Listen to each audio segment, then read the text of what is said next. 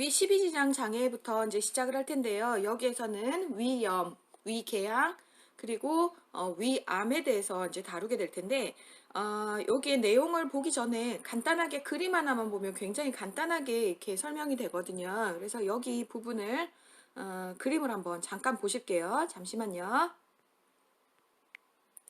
자, 이게 이제 위벽의 이제 구조예요. 그래서 위벽을 한 단면을 좀 잘라서 이렇게 보면 맨 위에 층이 점막층, 그 다음이 점막 하 조직, 그 다음에 근층, 장막 이렇게 해서 네 층으로 크게 되어 있습니다. 그래서 보통 이제 위염이다 이렇게 되면요, 위염이다 이러면은 맨 위쪽에 있는 이 점막 고유층에 점막층에 이제 문제가 있을 때 그때 이제 위염이다 이렇게 얘기를 하고 있죠. 그래서 보통 위염일 때 뭐 이렇게 토한다거나 뭐 피를 토한다거나 뭐 이런 경우는 좀 별로 없어요. 근데 너무 심하게 이제 막 토하고 뭐 이렇게 굉장히 좀 힘들어가지고 막 이렇게 아프고 막 이러잖아요. 그러면은 이게 이제 염산이 점막 조직에 있는 혈관들까지 이렇게 건드려지면서, 그러면서 이제 소량의 이제 혈액이 나올 수 있지만 그렇게 많은 피가 막 콸콸 쏟듯이 그렇게 막 출혈이 생기지는 않습니다. 위염에서. 자, 이제 위궤양은 어디까지 내려갔냐 하면 밑에 보시는 점막 하조직까지 내려간 게 위궤양이에요. 그래서 위궤양은 보통 이제 여러 가지 원인들이 있겠지만 대부분 그 펩신, 위에서 분비되는 단백질 분해 효소인 펩신이 그 점막 하층까지 이렇게 먹어 들어가면서, 그러면서 이제 궤양이 생기는 거잖아요. 그래서 그 궤양이 또 뭐 그 펩신에 의해서도 생길 수 있지만 보통 헤리코박터 파이로리균 같은 거 얘기 들어보셨죠? 그래서 그 균이 이렇게 과도 증식하면서 이쪽으로 이제 파고 들어가면서 이렇게 궤양이 생길 수도 있습니다. 그래서 여기에는 이 보시다시피 이렇게 모세혈관이 이렇게 있기 때문에 보통 여기에서는 이제 뭐 이렇게 피가 출혈이 좀 나면서요. 보통은 이렇게 토한다기보다는 밑으로 이렇게 내려가는 경우가 좀 많아요. 그래서 그 소화성 궤양이 있을 때 이렇게 이 피가 아래쪽으로 내려가면서 이제 검은색 변을 본다거나 이런 경우가 좀 많이 있습니다. 그리고 그 아래쪽에 근층, 장막층 여기까지 먹어 들어간 거는 암입니다. 위암으로 이제 보시면 되겠어요. 그래서 여기에 보통 그 위염 정도다 그러면 점막층 정도니까 속이 화한 느낌이 들면서 쓰려 막 이런 느낌이 들지만 밑에 이제 점점 내려갈수록 점점 이제 통증이 점점 더 심해지겠죠.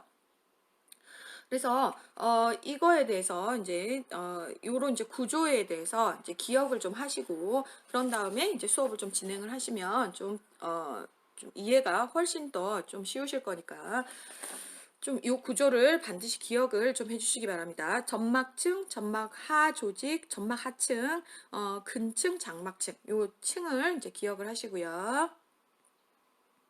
자, 그래서 이제 급성 위염이다 이렇게 돼 있으면 보통 이제 위점막층에 이제 염증이다 이렇게 이제 정의를 내릴 수가 있습니다. 그래서 무슨 말인지 딱 알겠죠, 그죠? 보통 5, 60대에 좀 많고 남성이 좀 많은데 흡연 음주자가 좀 많다 이렇게 이제 되어 있는데, 요즘은 이제 여성도 워낙 이제 흡연 음주를 워낙 이렇게 뭐 남성만큼 많이 한다기보다는 그러니까 이렇게 뭐 여자라고 안 하고 뭐 이러진 않잖아요. 그래서 이렇게 뭐 흡연 음주자 그냥 이렇게만 딱 보시고, 요게 뭐 남성이 더 많으니까 남성이 더 이렇게 많은 거 아니에요, 뭐 이런 걸로는 아닌 것 같고, 뭐 다양한 원인들이 있겠지만 워낙 이제 회식 자리도 좀 많고 스트레스도 좀 심하고 여자들은 이제 좀 말로 이렇게 막 이렇게 좀 많이 풀고 막 이렇게 하는데, 보통 남자들 과묵하게 이렇게 쏙 이렇게 가지고 있으면서 보통 위장관 쪽으로 이렇게 속쓰림 이런 이제 증상들이 좀 많더라고요. 그래서 여기에 이제 각 원인들은 이제 음식, 그래서 너무 이제 많이 먹는다거나 빨리 먹는다거나 강한 양념, 병원군에 오염된 음식 섭취, 그다음에 약물들 관련한 것들, 아스피린 특히 그 아스피린 같은 약물들, 그리고 이제 스테로이드 같은 약물들 이런 것들도 이제 영향을 좀 많이 주고 있죠. 자, 미생물 같은 경우는 헤리코박터 파이로리균 지금 나오고 있고요. 그다음에 살모넬라, 그다음에 스타필로코쿠스 등등의 이제 그런 그 균들의 영향을 받아서 그런 경우가 많고, 그 그다음에 이제 환경적 요인으로는 흡연이라든지 자가 면역, 그다음에 기타로 했을 때 이제 심한 외상이라든지 대수술, 신부전, 심한 화상 이런 거 받았을 때 컬링 얼서 생긴다고 했잖아요. 그런 식으로 스트레스를 많이 받으면 위산 분비가 과다해지면서 이렇게 좀 자극이 좀 많이 되면서 위염이 발생을 할 수도 있습니다. 그래서 이런 이제 수술을 받았거나 뭐 입원을 했거나 이런 경우에는 이 위, 이 위장약을 일단 같이 넣어주잖아요. 그래서 그거는 이따가 위장약 할 때 다시 한번 설명드리도록 할게요. 자, 그래서 이 병태생리는 점막 방어벽에 이제 손상을 받으면서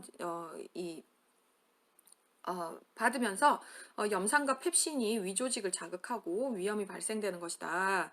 이렇게 되고 있고요. 자, 염산이 점막에 이제 접촉해서 혈관이 손상이 되면 이제 부종과 출혈이 일어나게 되고, 자, 이거 이제 메스꺼움과 구토 이런 것들이 있고, 이제 점점 더 심해지면 궤양으로까지도 이렇게 넘어갈 수 있겠다. 증상으로는 이제 상복부의 불편감인데 특히 어디 레프트 어퍼 쿼드런트 그래서 L6Q 부분 이쪽으로 이제 통증이 좀 심하겠죠. 그리고 오목가슴 이쪽으로 이제 좀 많이 아파집니다. 자, 진단은 약물과 음물 섭취, 과거력 여부 이런 것들, 그 다음에 위가 별로 안 좋은데 술을 많이 먹으면서 아주 매운 떡볶이를 같이 먹었다. 이렇게 되면 응급실에 오시는 경우 종종 있으시죠?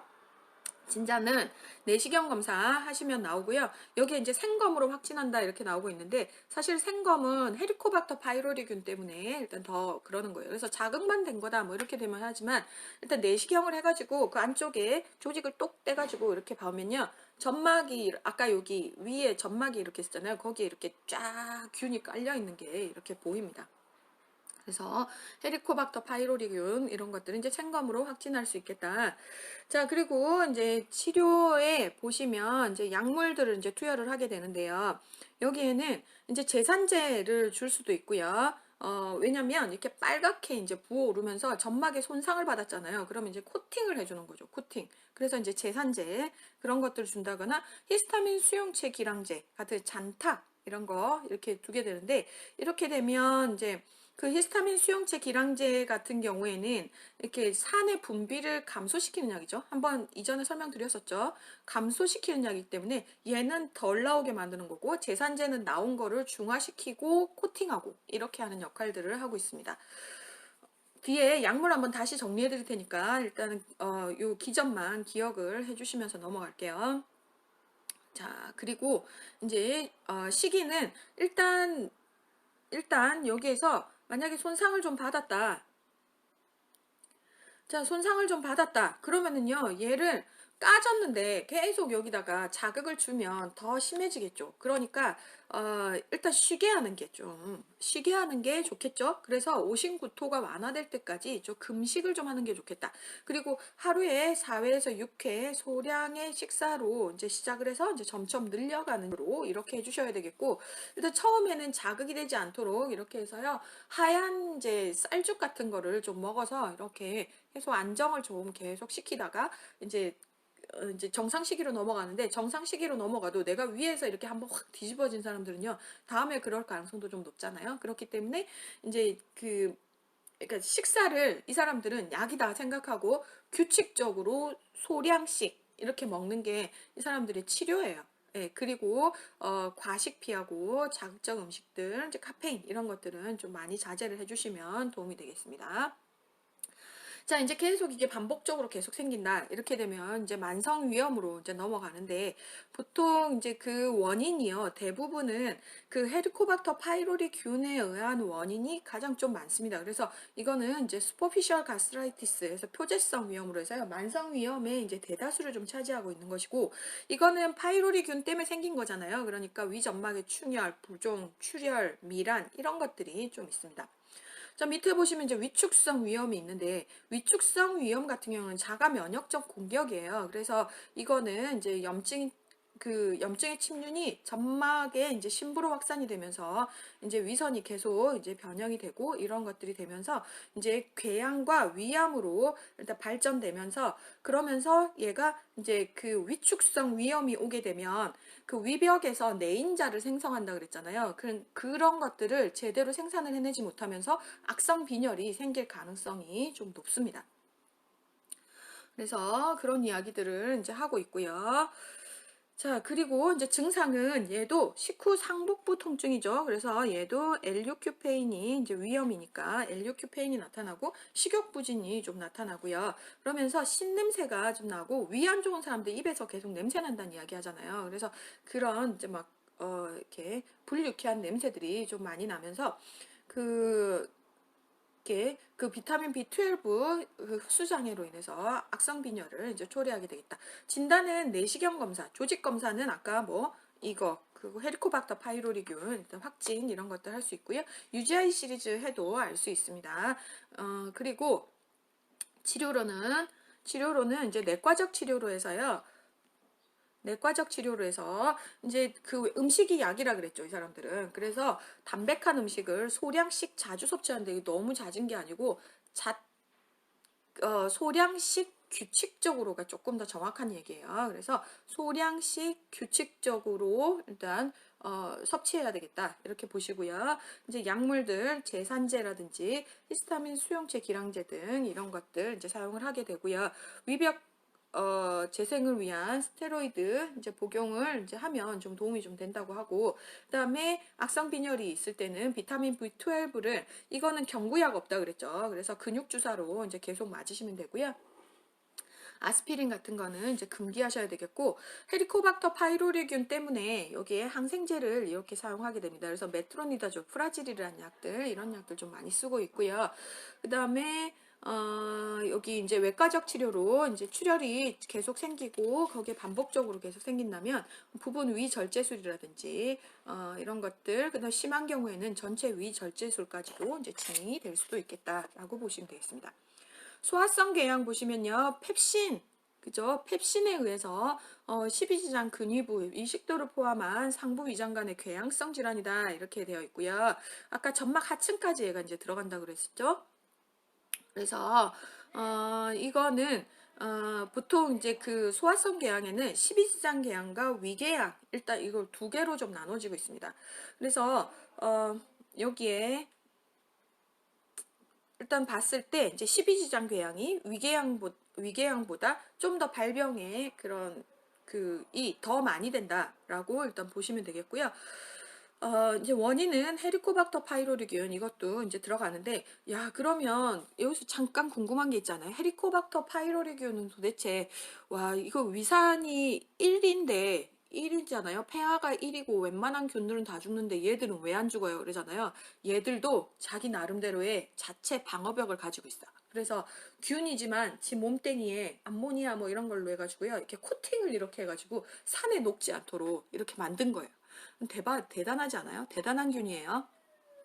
그래서 이런 이제 그 헬리코박터 파이로리 균이 이제 보통 그 12지장 궤양 환자의 약 90%, 그리고 위궤양 환자 70%에서 이제 헬리코박터 파이로리균이 발견이 됐다라고 이제 하고, 감염자 20명 중에 1에서 2명이 이제 궤양으로 발전이 됐다 이렇게 됐는데요.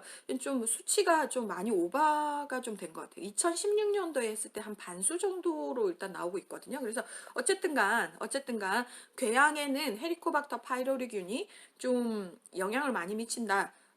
그리고 많은 수가 요것 때문에 걸린다라고 이제 기억을 해주시면 되겠는데, 헬리코박터 파이로리균은 뭐 때문에 생기는 거예요? 우리 동양 사람들은 앞접시 문화 아니고, 그러니까 접시로 이렇게 나눠서 먹는 거 아니잖아요. 네 숟가락 내 숟가락 비빔밥해서 양재기에서 온 식구들 붙어서 같이 먹기도 하고, 떡볶이 먹으러 가면 나오면 네 포크 내 포크 다 들어가고, 오뎅 국물 같은 숟가락으로 떠먹고 술잔 돌리고 열심히 하죠. 예, 이게 다 뭐야? 니균, 내균 다 이렇게 다 주고 이제 아주 그렇게 받는 거잖아요. 예, 그래서 이런 이제 모든 사람들이 헬리코박터 파이로리균을 전염을 받는다고 해서 또 이렇게 뭐 다 발병이 되는 건 아니에요. 일단 가지고는 있지만 본인이 이렇게 좀 이렇게 면역에서 이렇게 좀 이렇게 해결하시는 분들이 있기 때문에 일단 뭐 100%가 걸리는 건 아니지만 어쨌든 이 파이로리균에 감염이 되면 이게 이제 위암이나 위궤양으로 넘어갈 수 있다는 거를 생각하시고 여러분들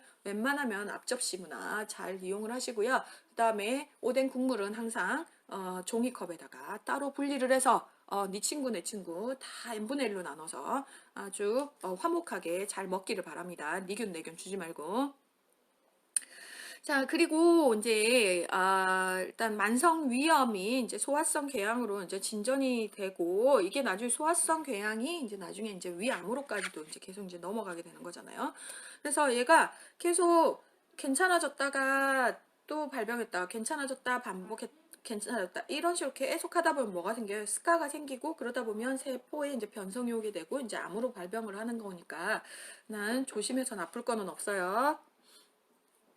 자, 그래서 밑에 보시면 이제 또 졸린거 엘리슨 증후군 있죠. 졸린거 엘리슨 증후군은요, 췌장의 섬세포에서 드물게 발생하는 가스트리노마에 의한 가스트린이 비정상적으로 과다 분비해서 생기는 십이지장이나 공장의 궤양 증후군이다라고 나오고 있습니다. 그래서 졸린거 엘리슨 증후군 이렇게 하면 소화성 궤양 그리고 여기에 그 가스트린이 이제 비정상적으로 과다 분비 이렇게 기억을 딱딱딱딱 해주셔가지고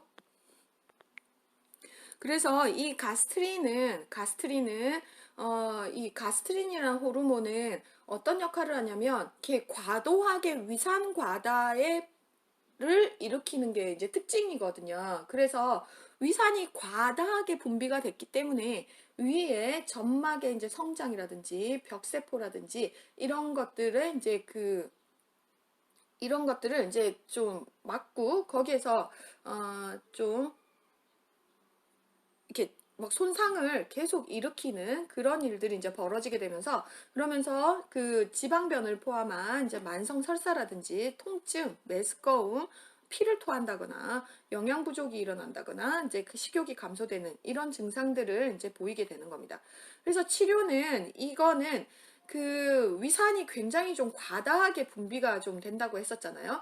그래서 위산이 굉장히 과다하게 분비가 되면서 문제를 일으키기 때문에 이 졸린과 엘리슨 증후군은 위산이 분비가 되지 않도록 막는 약을 이제 써야 되겠죠. 그리고 일단 거기에 이제 궤양이나 이런 것들이 좀 생겼기 때문에 이제 코팅해주는 약물들도 이제 덩다리로 좀 쓰도록 일단 하고 있습니다. 잠깐 사진 한 번만 보고 갈까요? 그래서 여기 이제 사진을 보시면요. 이게 손상을 받아가지고 어마하게 이렇게 많이 패여 있는 걸 좀 볼 수가 있죠. 그래서 이렇게 이게 이제 엘리슨 증후군, 졸린거 엘리슨 증후군 때문에 이제 생긴 그 얼서로 이제 보시면 되겠습니다.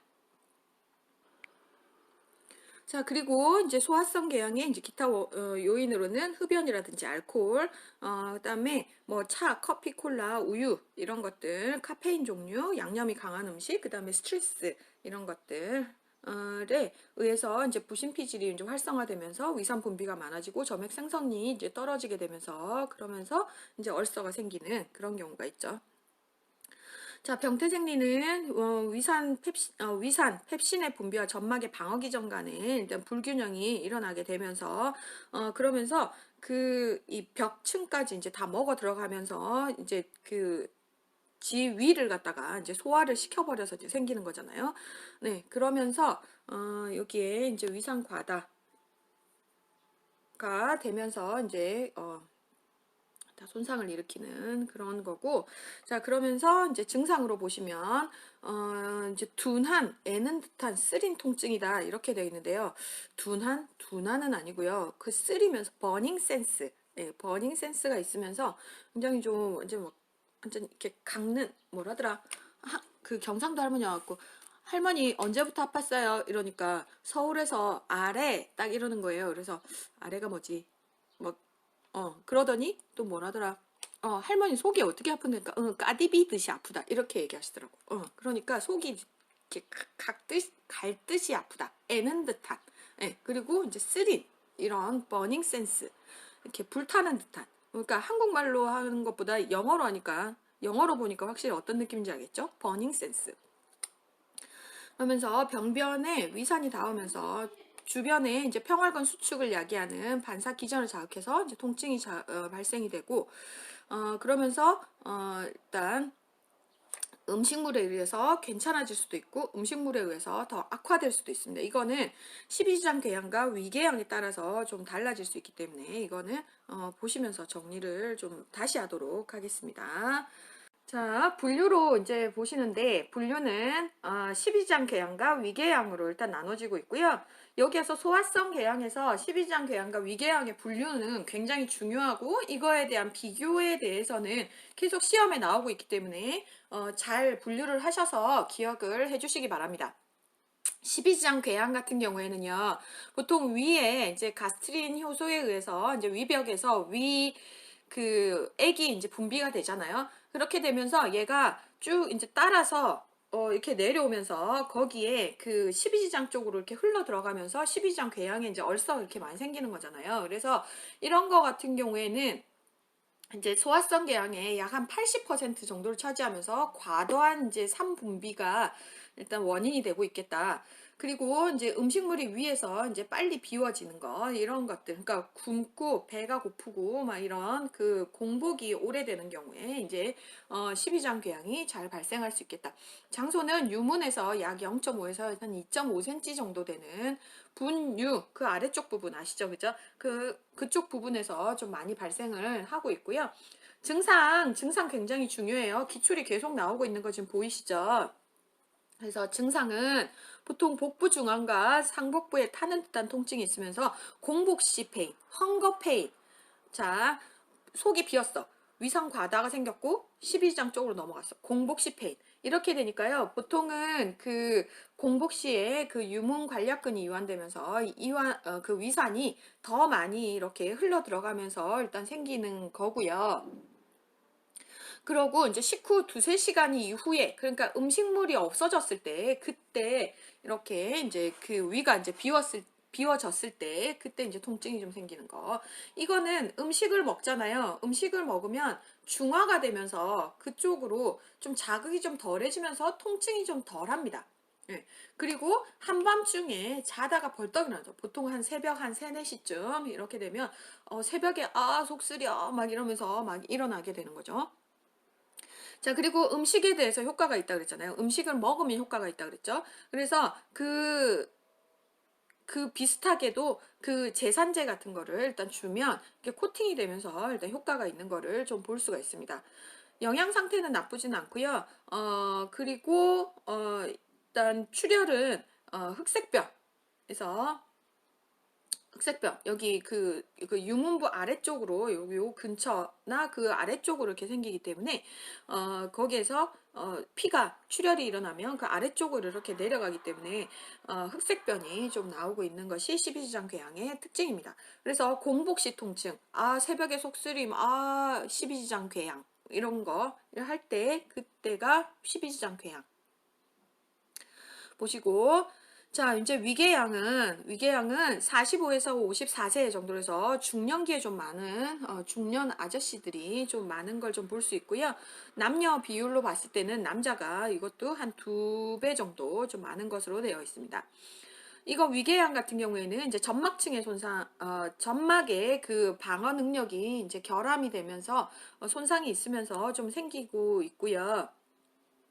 그러면서 위산 분비가 이제 증가되고 프로스타글란딘의 이제 차단이 되면서 그 점막 재생이 좀 떨어지고 그래서 요 점막이 이렇게 그 뽕짝이 좀 맞아야 되는데 요 점막에 이제 코팅하고 있는 것들이 이제 좀 제대로 안 되는 게 이렇게 이 균형이 깨지게 되면서 그러면서 이제 점막 방어 능력이 깨지면서 그게 이제 침식해서 들어와서 생기는 게 이제 위궤양이다라고 보시면 되겠어요. 위기저부와 유문 연결 부위 유문동에 좀 많이 생긴다고 하고 그러면서 증상은요 좌상복부와 등 위쪽이 좀 타는 듯한 느낌 이런 것들이 있고 식후 30분에서 1시간 후에 이제 통증이 생기는데 음식에 의해서 이거는 악화된다. 그래서 점막 방어 능력이 결함이 되면서 이렇게 위에 이렇게 문제가 생기기 때문에 이쪽에 음식물이 이제 산하고 겹치면서 그쪽에서 이렇게 자극을 주게 되면 이제 좀 아픈 거잖아요. 그러니까 그 음식물을 다 토해버리게 되면 이게 이제 그 통증이 이제 완화되는 양상을 좀 보이고 있다. 제산제로는 뭐 코팅이나 뭐 이런 효과들이 없기 때문에요. 근데 별로 효과가 없는 것으로 되어 있습니다. 이거 꼭 챙겨 놔주시고, 영양 상태가 이렇게 잘 먹어서 빨리빨리 이렇게 내려줘야 되는데, 이게 잘 이제 뭐 음식물이 있으면 계속 아프고 막 계속 이러기 때문에 먹는 게 굉장히 좀 푸어해지죠. 그래서 영양 상태가 좀 나쁘고요. 그 다음에 이제 그 위쪽에 이게 궤양이 생긴 거기 때문에 이거는 그 아래쪽 부분이 아니고 위쪽 부분으로 좀 들어가서 이거는 이제 토혈, 피를 흘린다 이러면 밑으로 내려가는 게 아니고 토해버리는 이렇게 토혈이 이제 나타나게 되는 겁니다. 그래서 12지장 궤양과 위궤양은 표를 보면서 굉장히 잘 구별을 해 놓으셔야 되겠고, 출제 빈도가 여기에서도 굉장히 좀 높은 것으로 일단 되어 있기 때문에 꼭 구별을 하셔서 기억을 해 주시기 바랍니다. 자, 그래서 이제 합병증, 자, 이쪽으로. 자, 합병증 보실 텐데요. 합병증은 일단 출혈은 출혈이 있는데, 자, 출혈은 이제 그 12지장궤양에서 좀 호발한다 이렇게 보시고요. 자멸에서 토혈까지 다양하게 나타나면서 이게 이제 빈혈이 이제 나타나기도 한다. 자, 이제 그리고 이제 천공 해가지고 드디어 이제 구멍이 뻥 뚫리는 거죠. 그래서 이 천공은 12지장궤양에서 이것도 이제 흔하게 나타나고, 자, 이런 이제 그 천공들에 의한 이제 사망률이 이제 확 올라가게 되는 거죠. 그래서 그 위 안에 있는 소화액들이 여기가 빵꾸가 뻥 나면서 이게 12지장에서 빵꾸가 났건 위에가 빵꾸 났건 이 위액이 밖으로 복막강내로 흘러 들어오게 되는 거잖아요. 그렇게 되다 보니까 굉장히 이제 심하고 날카로운 복부 통증이 생기면서 방사통이 이제 생기는데 어깨와 등 쪽으로 좀 퍼지게 되는 그런 방사통들이 좀 생기면서요. 그러면서 이게 위산, 그 다음에 췌장효소, 담즙 이런 것들이 이제 이 소화액들이 복강 내로 유출이 되면서 복막염이 이제 유발되게 되는 거죠. 그렇게 되면서 12시간 내에 세균성 복막염이 생기면서 얘들이 들어가면서 장도 녹이는 거예요, 계속. 그렇게 하다 보니까 화학적 복막염, 세균성 폐혈증, 저혈량성 샥 이런 것들이 모두 다 이제 초래가 되면서 환자가 이제 사망하게 되는 그런 상황이 벌어져서요. 빨리 해결을 하셔야죠. 자, 이제 그래서 일단 증상들을 더 보면 장의 연동운동 감소로 인해서 마비성 장폐색이 오는 거가 있고요. 그러면서 이 복부에 복막염이 생기면 배가 굉장히 단단해집니다. 나무 판자처럼 단단해지고 이제 굉장히 배가 아프기 때문에 배에 힘을 완전 이렇게 딱 주고 있는 거죠. 그리고 일단 빈맥, 비노, 발한, 혈압 하강, 얕은 호흡 이런 호흡곤란, 불안 이런 것들을 이제 다 보이게 되는 거죠. 생명이 위험할 수 있기 때문에 이건 바로 이제 해결을 해주시면 되고요. 해주셔야 하는 거고요. 자, 엑스레이를 찍었을 때 여기에 프리에어가 이렇게 횡격막 아래에 이렇게 공기가 이렇게 차 있는 거를 좀 볼 수 있다고 일단 얘기를 했었습니다. 그래서 라이트 쪽으로 없어야 되는 공기가 보인다면 터진 거다라고 일단 확인을 할 수가 있다고 얘기를 했었어요. 자, 그리고 이제 폐색이 있을 수 있는데 반복되는 궤양과 치유 과정에 의해서 이제 반응이 형성이 되면서 그쪽이 이제 굳은 살이 막히는 거예요. 그래서 유문부에 이제 폐색이 일어나게 되고 이렇게 되다 보면 그 통증, 구토, 소화불량이 일단 유발이 되고요. 그러면서 일단 문제가 이제 계속 생기게 되는 거죠. 그래서 이 소화성 궤양의 합병증 세 가지 출혈, 천공, 폐색, 출혈, 천공, 폐색 이거는 이제 기억을 해주시면 되겠습니다. 자, 해서 이제 신체 검진은 진단은 이제 신체 검진을 했을 때 그렇게 이제 복부에 이제 팽만이 있고 이제 뭐 이렇게 통증이 있고 그죠? 이런 것들. 그다음에 아까 그 지난번에 했던 진단 검사들 쭉 해서 일단 알 수 있고요. 치료는 내과적 관리로 해서 여기 이제 항궤양성 약물들 이런 것들을 이제 투여를 이제 하도록 하고 있고, 그다음에 자극을 주는 어떤 약물들 이런 것들은 이제 다 피해 주셔야 되겠다. 특히 아스피린 같은 거, 스테로이드 이런 것들은 잘 아스피린은 좀 피하고 스테로이드 같은 경우는 잘 조절을 하면서 위를 보호하면서 이제 진행을 하시면 되고, 자극적 음식 피하고요. 여기에서 이제 또 나온 거는 우유 이야기가 한 번씩 시험에 계속 나오고 있어요. 그래서 우유는 즉각적인 통증 완화는 됩니다. 이게 들어가면요, 이렇게 코팅 시켜주는 그런 효과가 좀 있으면서 도움은 되지만, 우유 안에 단백질과 칼슘이 3분비를 자극을 해가지고 오히려 통증을 일으키기 때문에 질병을 악화시킬 수 있어서, 이거 우유는 금기 아시죠?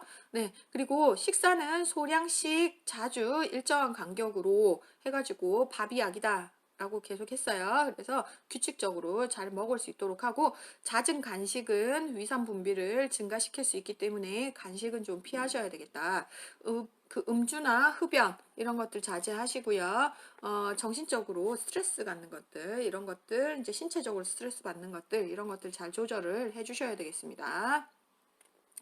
자, 재발이 워낙 잦기 때문에요. 꾸준한 치료를 좀 받을 수 있도록 해주셔야 되겠고, 자, 뒤쪽에 이제 약물 치료가 이렇게 나오고 있는데요. 이게 워낙 이제 소화성 궤양 약물들은 여러분들이 이제 병동에 이제 가셔서도 워낙 많이 접하는 약들이기 때문에요. 이건 꼭 구별을 좀 해놔 주셔야 되겠습니다. 자, 소화성 궤양이니까 일단 두 가지로 크게 나누고 있죠. 여기에 그 위액을 중화시키는 제산제, 그죠? 그다음에 점막 방어막 형성, 그다음에 위액을 아예 분비를 못하게 하는 이런 그 분비 억제제, 이렇게 해서 일단 나눠지고 있고요. 분비 억제제는 히스타민 수용체 기량제 해서 보통 시미티딘, 타가맥 되게 많이 쓰고요. 잔탁이라는 약 혹시 많이 알고 계시죠? 그렇죠? 이런 것들 해서 이런 그 히스타민 수용체 기량제, 그래서 이런 약들 보시고, 그 다음에 이제 프로트롬빈 저기 아니 저기 프로톤 펌프 억제제 해서요, PPI라고 해가지고 프로톤 펌프 이니비터 해서 PPI, 프로톤 펌프를 억제를 해서요, 여기에 이제 3분비를 이제 억제시키는 그런 이제 효과를 내게 되는 약인데, 이거는 오메프라졸 해서, 프라일로스액은 이거는 이제 그 상품명인데, 요건 미국에서 되게 많이 쓰고 있고요. 우리 한국에서는 그냥 오메프라졸, 그냥 요 상품명으로 해서 되게 많이 팔리고 있는 약입니다. 그리고 넥시움 이런 것들도 좀 많이 흔하게 많이 나와 있는 약이고요. 그리고 부교감 신경 차단제 이런 약들 해서 벤틸이라는 약, 이런 약들도 좀 있습니다. 자, 그래서요, 요거를 잠깐만 광고를 하나 보여드릴게. 4년 만에 광고 찍었습니다. 잔탁 스킵 누르지마. 속쓰림 내가 간다. 쓰리지마 윈. 아니 속쓰림 녀석 잔탁 하나로 혼내주겠어. 간다. 잔탁으로 속쓰림 강력제압. 쓰리지마 잔탁. 4년 만에 광고 찍었습니다. 자, 이제 잔탁은 확실히 이제 구별이 되세요? 여기 보시면 이제 잔탁 이렇게 나온 거는 라니티딘이라는 거예요. 그래서 라니티딘 요 성분명 기억하시고, 여기에 이제 상품명이 잔탁이 워낙 유명하니까 우리가 뭐 그 주방세제를 트리오, 퐁퐁 이런 것들을 기억하듯이, 여기에 그 이 위산 분비 억제제는 잔탁으로 일단 대부분 많이 기억을 하고 있어요. 그래서 잔탁 해가지고 히스타민 수용체 기량제 잔탁 기억하시고, 자, 여기 밑에 보시면 이제 분비된 위액을 중화시키는 제산제가 있죠. 그래서 이거는 식사 한두 시간 후나 취침 시에 복용을 하게 되면 증상이 완화된다 일단 나오고 있어서, 이런 이 주의사항을 지키면서 일단 먹어야 되는데, 보통 보시면 우리가 가장 여러분들이 좀 많이 알고 있는 약이 이제 MgOX라는 마그네슘 옥사이드라는 게 있고요. 그다음 알루미늄 하이드록사이드에서 암포젤이라는 게 있습니다. 요걸 두 개를 합해서 알루미늄 마그네슘 합성제로 해서 이렇게 미란타 이렇게 나오고 있는데, 혹시 알고 계신 약이죠? 그래서 광고가 열심히 되어 있는 것들은 여러분들도 흔하게 이제 많이 들었던 약들이에요. 그래서 이게 무슨 어떻게 쓰고 어떻게 작용하는 약이라는 거를 알고 있어야 되는 거예요. 그래서 어떤 할머니 계속 이렇게 속이 쓰리니까 계속 이렇게 미란타를 계속 이렇게 먹은 거예요. 암포제를 계속 입에 이렇게 허옇게 묻혀가면서 계속 먹은 병을 키우는 거예요. 그쵸? 그래서 요즘 약품 홍보나 광고가 요즘 좀 많이 줄어드는 그런 양상을 좀 보이고 있는데, 어쨌든 이런 이 할머니들을 위해서 요즘 이렇게 전문의 약품은 아예 광고를 못 하게 되어 있잖아요. 그래서 하여튼 약물들을 여러분들 이제 교육자니까 할머니 그렇게 드시면 안 돼. 왜냐면 이러저러 이렇게 돼서 이렇게 된 겁니다라고 설명을 해줘야 되는 거니까. 우리는 간호사니까. 그쵸? 그래서 이런 약들에 대해서 어떤 성분으로 어떤 작용들이 있는지 어떤 부작용이 있는지는 반드시 기억을 해주시고, 환자에 대한 문제점이 있으면 바로 이제 해결을 해주시고 정확하게 사용할 수 있도록 반드시 교육을 잘 해주셔야 되겠습니다. 자, 이 제산제의 MGOX 같은 경우에는 우리 신경계 할 때도 좀 많이 들으셨죠? 이거 무슨 약이었어요? 설사약, 우리 변비 예방약으로 좀 많이 썼잖아요. 그죠? 그래서 이거는 설사를, 그러니까 변을 무르게 해서 이제 빠져나오게끔 이렇게 되는 건데, 이게 원래는 이제 제산제였었어요. 그래서 이 부작용 이제 설사를 좀 이용을 해서 이제 쓴 거고, 알루미늄 암포젤 같은 경우에는 많이 먹잖아요. 그러면은 요거는 많이 먹으면 오히려 요 알루미늄 때문에 이게 변비가 좀 생길 수 있는 거가 있으니까 먹으면 변비 생길 수 있다. 환자한테 꼭 설명해 주셔야 되겠어요. 자, 요것도 잠깐 여러분들 기억을 좀 잘.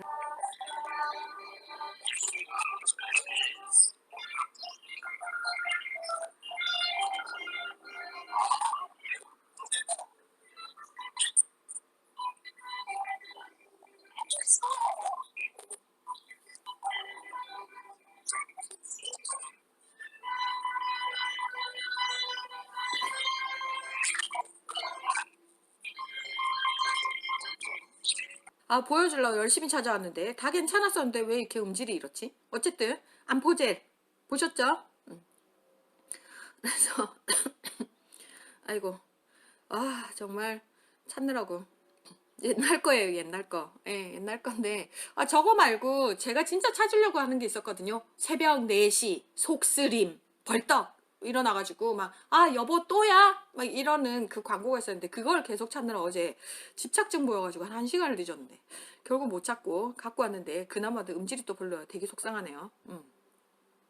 어쨌든 지금 광고도 기억을 하지만 지금 이게 지금 위산 중화제 이런 것들 기억을 해주시기 바랍니다. 자, 그리고 이제 점막 방어벽 보호가 있는데요. 제산제와 히스타민 수용체 차단제 투여 후 30분 동안은 점막 방어벽 보호를 위한 이 약을 이제 쓰면 안 되겠다. 이거는 프로스타글란딘 합성을 증가시켜가지고 점막 생성을 자극시키고 위산 분비를 억제시키는 데 효과가 있다라고 이제 되어 있는데요. 사실 이 약은 그렇게 흔하게 쓰진 않고 요 두 개 가지고 되게 흔하게 쓰는 약이니까 이런 것도 있구나라고 이제 기억을 해주시고요. 자, 항생제는 아까 헬리코박터 파이로리균 때문에 이제 항생제 쓴다고 했잖아요. 그래서 아목스실린이라든지 테트라사이클린 등 이런 것들을 이제 쓰는데 여기에 오메프라졸과 이제 병용을 한 2주 정도는 해줘라라고 나와 있습니다. 그리고 밑에 보시는 이제 프라질이라든지 이런 약들도 되게 좀 흔하게 헬리코박터 파이로리균에 쓰는 약들이니까 좀 얘도 기억을 해주시기 바랍니다. 자, 그 다음 봤을 때 이제 외과적 관리다 했는데, 이게 뭐 졸린과 앨리슨처럼 이렇게 뭐 위산이 과다가 됐다. 근데 얘는 어디가 문제였어요? 췌장이 문제였잖아요. 그쵸? 췌장에 있는 빨리 종양을 찾아서 빨리 그거를 빨리 제거를 해줘야지만 치료가 되는 거죠. 그렇게 해서 이제 치료를 하는 방법이 이제 졸린과 앨리슨 같은 경우는 있지만, 보통 보면 여기에 이제 뭐 미주신경 절제술이라든지 뭐 이런 것들을 통해서 일단 좀 관리를 해주는, 예, 그런 것들도 있고, 위산 분비를 줄이고, 이제 위동에 이제 위에 이제 기능을 이제 보존시켜주는 위해서 이제 미주신경 절제술을 이제 시행을 하기도 하고요. 그다음에 이제 유문 성형술 이런 것들도 이제 시행을 하고, 하지만, 우리가 저기 뭐야 그 부분 절제술, 요거는 가끔 이제 피가 좀 많이 나거나 뭐 이런 경우에 이제 좀 많이 시행을 하게 되는데, 자, 여기에 이제 위 12지장 그 문합술 이런 것들을 보통 요런 것들은 보통 암일 때 좀 많이 하거든요. 근데 암일 때도 하지만 이렇게 그쪽으로 궤양이 엄청 심해가지고 그쪽으로 뭐 출혈이 많이 일어나거나 그러면 이제 그쪽으로 좀 잘라주는 그런 시술들을 좀 하게 되는데, 좀 요 뒷부분에서 했으면 더 좀 좋았을 수도 있지만 뭐 어쨌든 위안 부분이 아니더라도 요 부분은 반드시 이거는 자다가도 벌떡 일어나서 기억을 해주셔야 되겠습니다. 왜냐하면 여러분들이 많이 들었던 덤핑 신드롬과 확연히 이제 관련이 있기 때문이거든요. 그래서 여기 그 빌로스 2 같은 경우에는 위에 부분 절제를 하면서 여기 이제 12지장을 이쪽으로 바로 이렇게 연결을 해주는 여기 이제 빌로스 1이고요.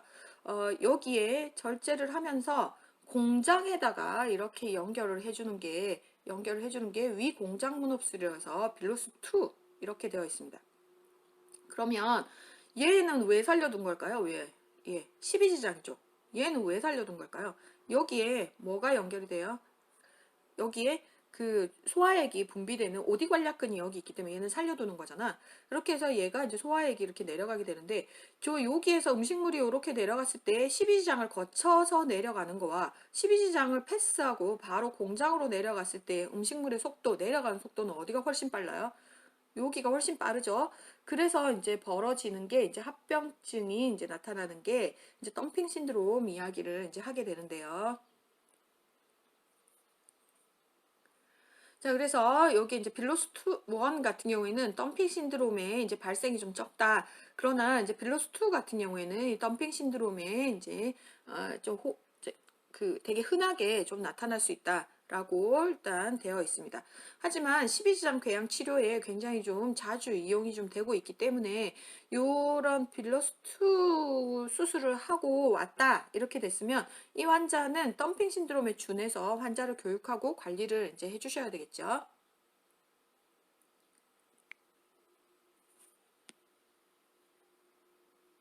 그래서 위에 완전 절제를 이제 한 경우에는 이렇게 연결이 되는 거를 좀 볼 수가 있겠습니다. 그래서 좀 이제 보시면서 이것도 이제 공장으로 넘어갔기 때문에 완전 절제술을 하고 나서도 이제 빌로스 2가 이제 확연히 나타날 수 있겠죠.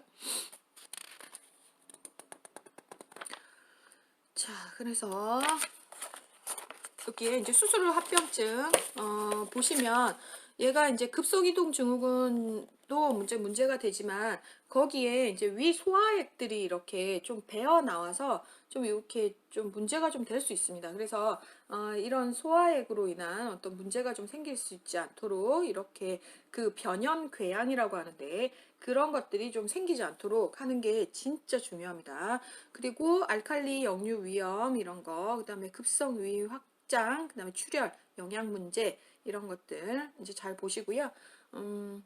여기에 수술하시고 오면 위 절제하고 난 다음에 이제 비위관 삽입 반드시 하셔서 우리가 그 위장관 쪽에 수술을 했다 이렇게 보시면 비위관 삽입은 반드시 해가지고 온다라고 이제 보시면 되겠습니다. 자, 이거는 수술 후 연동운동 감소로 인해서 가스와 체액의 축적과 관련해서 생긴 압력을 감소하기 위해서 이제 삽입을 한 거고요. 이렇게 해서 계속 이제 위가 이렇게 배액을 계속 시키죠. 이렇게 되다 보니까 이 환자한테 무슨 문제가 생겨요? 위액이 계속 이렇게 빠져나가다 보니까 이게 산성이 들어가서 어느 정도 중화가 이제 돼서 이렇게 산성이 들어가서 몸에 이제 밸런스를 맞추게 되는데 너무 위산이 많이 제거가 되기 때문에 메타볼릭 알칼로시스가 생길 수 있다는 거를 좀 이제 보시고요. 자, 장음이 회복될 때까지 이제 비위관을 유지한다라고 보시고, 자, 튜브 백을 이제 꾸준히 이제 시키도록 일단 해야죠. 그래서 밑에다가 우리가 셀라인 통을 이렇게 갖다 놓고 여기다 이렇게 넣어 놓죠. 색깔이 여기가 이제 하얗게 이렇게 침 같은 색깔로 이렇게 나와야 되는데요. 너무 담즙 색깔로 막 이렇게 계속 너무 나오면 너무 L튜브가 깊게 이렇게 들어가서 이렇게 된 거예요. 그래서 조금 빼준다든지 이게 좀 잘 안 나온다 이렇게 되면 환자의 자세를 변경한다거나 비위관을 조금 돌려본다거나 이렇게 해주시는 위치 변경을 좀 해주시면서 좀 도움이 좀 된다고 합니다. 그래서 비위관이 이제 막힌 경우에는 오신구토, 복부 팽만 이런 것들이 생길 수 있기 때문에 갔다가 나오시면 비위관 관리를 좀 잘 해주셔야 되겠고요. 자, 급속 이동 증후군은 여기 보시면 엄청나게 나왔죠. 계속해서 지금 나오고 있는 중이고 여러분들이 꼭 만나게 되시는 문제라고 생각하시고 공부를 하셔야 되겠고, 자, 빌로스2 시술한 다음에 이제 호발하게 되는데, 그것도 일단 보시면 두 가지예요. 고장성, 여기에 음식물이 공장으로 갑자기 들어갔어. 이렇게 되면 여기가 고장액이죠. 그러니까 얘를 좀 중화를 시키려고 물이 들어가는 거예요. 그렇게 하다 보니까 하이포볼레믹 샥이 생기는 거지. 예, 그래가지고 순환 혈액량이 갑작스럽게 감소하면서 이제 혈압이 떨어지는 경우, 이런 경우가 있고요. 자, 두 번째는 어, 여기 이제 식후 저혈당인데 음식물이 들어갔는데 이게 그 좀 어느 정도 기간을 좀 두고 그런 다음에 일단 흡수가 돼야 되는데 너무 빨리 들어가다 보니까 너무 고장액이 빨리 흡수가 됐죠. 그러다 보니까 인슐린이 그에 맞춰서 너무 많이 분비가 돼 버리는 거예요. 그러다가 얘는 음식물은 이제 또 후다닥 내려가 버렸는데 얘가 이제 후 여파로 인슐린의 여파가 확 생기는 거죠. 그렇게 되다 보니까 저혈당 증상이 일단 나타나게 되는 겁니다. 그래서 여기에 증상은 저혈당 증상, 허약, 발한, 우리가 배고플 때 이렇게 느껴지는 증상 있잖아요. 식은땀 나고 얼굴 허해지고 막 어리어리하고 집중력 떨어지고 불안해지고 막 이런 증상들이 일단 나타나게 되는 거고요. 자, 그리고 그 전에 이제 그 하이포볼레믹으로 나타나는 거는 이렇게 우리가 왜 빈혈 있을 때 증상들 있잖아요. 어지럽고 빈맥 있고 실신하고 발한, 창백, 심경진, 그리고 설사, 오심 이런 같은 증상들이 일단 나타나게 됩니다. 자, 간호는 19년까지도 자 보세요. 13, 15, 16, 17, 18, 19 계속 나왔죠. 그래서 지난해에 안 나왔지만 그러면 이제 올해 나오겠네, 그치? 자, 해서 시기는 고단백, 고지방, 저탄수화물. 그래서 밥은 빨리 소화가 이렇게 되잖아요. 그쵸? 그러니까 빨리 이렇게 소화가 되니까 막 빨리 분해가 돼요. 빨리 이제 뭐 분해가 되니까 일단 저탄수화물로 하고 고기는 배 안에 굉장히 좀 오래 있죠. 생각외로. 그렇기 때문에 고단백, 고지방을 주고 그다음에 저탄수화물 주고요. 수분이 적은 시기를 줘서 빨리 내려가는 걸 막아야 돼요. 그러면 이 사람들은 빨리 내려가는 거를 막겠다라고 이제 생각을 하시고 이렇게 보시면 이렇게 그 물하고 같이 먹으면 될까요? 안 되겠죠. 그쵸? 그래서 위에 정체율을 좀 올리기 위해서 이렇게 수분이 적은 시기를 하고 물을 같이 먹으면 안 되고 그다음에 한 번에 소량씩 이렇게 섭취를 해서 이렇게 막 혈당이 너무 갑자기 급속하게 올라가는 이런 것들을 좀 줄이셔야 되겠고 그다음에 밥 먹고 나면 어떻게 될까요? 이 사람들은 누워 있어야죠. 밥 먹을 때도 누워서 먹고 밥 먹고 나서도 누워 있고 예, 이렇게 해서 계속 그리고 식후에는 우측이가 아니고 좌측이 이건 지난번에 제가 저거 할 때 설명드렸었죠. 저기 해부학 할 때 설명드렸었죠. 이렇게 해가지고 위 모양이 이렇게 하면서 12지장으로 이렇게 돼 있는데 여기가 이렇게 우측으로 이렇게 하다 보면 여기가 음식물이 좀 더 빨리 이렇게 내려간다 그랬잖아요. 그렇기 때문에 왼쪽으로 눕혀가지고 음식이 좀 천천히 내려가도록 이렇게 하셔야 되겠습니다. 자, 식사 1시간 전, 식사 시, 식사 2시간까지는 수분 섭취 제한을 해야 되겠다. 그리고 약은 항콜린성 약물, 콜린성 약물 먹으면 더 빨리 내려간다 그랬죠. 그래서 항콜린성 약물을 일단 먹어서 좀 더 천천히 늦게 내려갈 수 있도록 이렇게 해주셔야 되겠다. 자, 이제 위암 보실 텐데요. 위암은 남자가 여자보다 더 많고 아까 위염, 위궤양 이런 게 남자 더 많았죠. 그러니까 위암으로도 발전하는 게 많을 거니까 일단 남자가 더 많았고요. 서남이 약 90% 정도를 차지하고 있고 원인은 헬리코박터 파이로리균이다. 시기 관련해가지고 유전적 내용 관련해서 이제 나타나게 되는 거고요. 자, 그래서 흡연도 이제 연관성이 있다. 그래서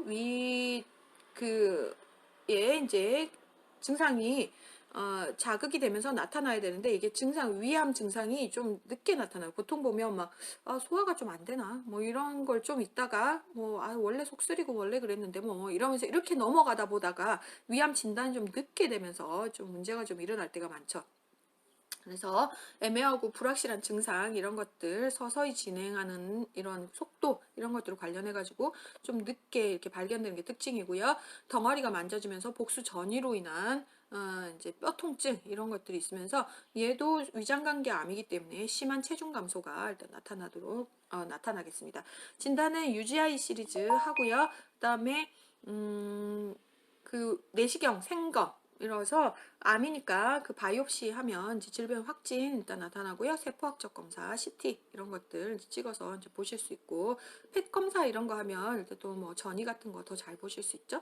그래서 중재는 이거는 암이잖아요. 암이니까 통증 조절, 그다음에 수술하시고 이제 그다 저기 해주셔야죠. 수술하고 그다음에 항암 치료하고 방사선 치료하고 거기에 따라서 이제 쭉 잘 진행되면 되고요. 그다음에 전체 위 절제하고 난 다음에 비타민 B12를 평생 동안 IM을 맞으시면서 일단 해주시면 되고요.